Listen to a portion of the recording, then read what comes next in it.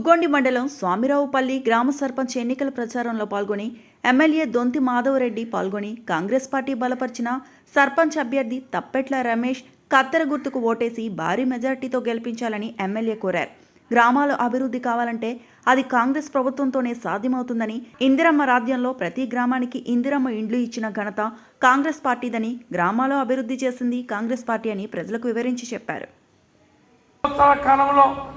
ఎన్నికల ముందు చెప్పిన హామీలన్నీ కూడా 180 నుంచి 90% నెరవేర్చడం జరిగింది. ఈ సందర్భంలో గ్రామ పంచాయతీ ఎన్నికలు వచ్చినాయి.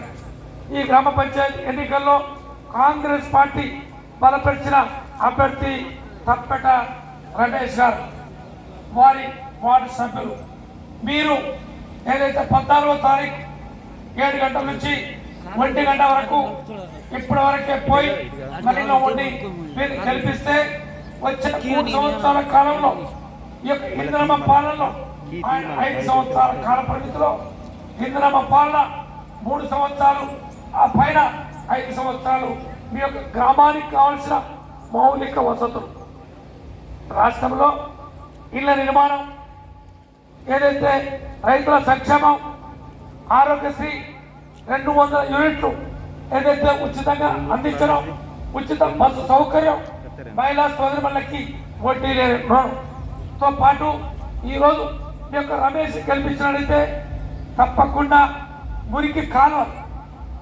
సైడ్ డ్రైన్స్, మురికి కాలువలు మంజూరిస్తాం, ఆ యొక్క ఇబ్బంది తొలగిస్తామని చెప్పి ఈ సందర్భంగా విజ్ఞప్తి చేస్తూ ఉన్నాం.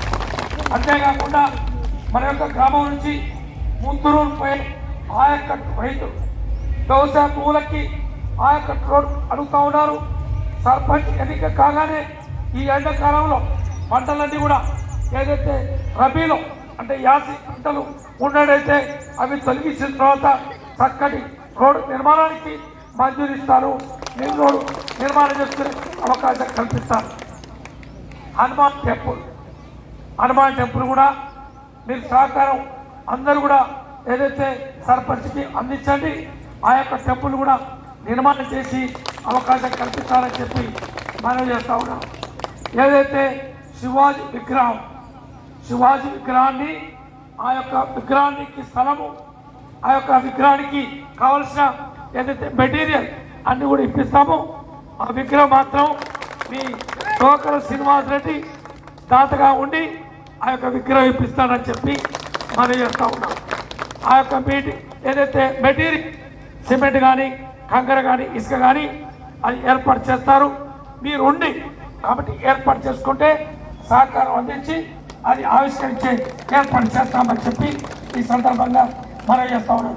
కాబట్టి మళ్ళీ తుపాకీ రావులు వస్తున్నారు, ఎన్నికలు వచ్చినాయి, తుపాకీ రావులు వస్తున్నారు, రోడ్లు ఇస్తాం, ఇల్లు ఇస్తాం, బర్రిస్తాం, గొర్రిస్తాం, దుడ్డు ఇస్తామని చెప్పి మళ్ళీ మర్చిపోయి మోసపోతే రమేష్ మరి ఏదైతే ఇబ్బంది పడతాడు, మీ గ్రామానికి కావాల్సిన వెనక మాటలు అవుతుంది. కాబట్టి తుపాకీ రావుల మాటలు 10 సంవత్సరాలు విన్నారు, ఇల్లు లేదు,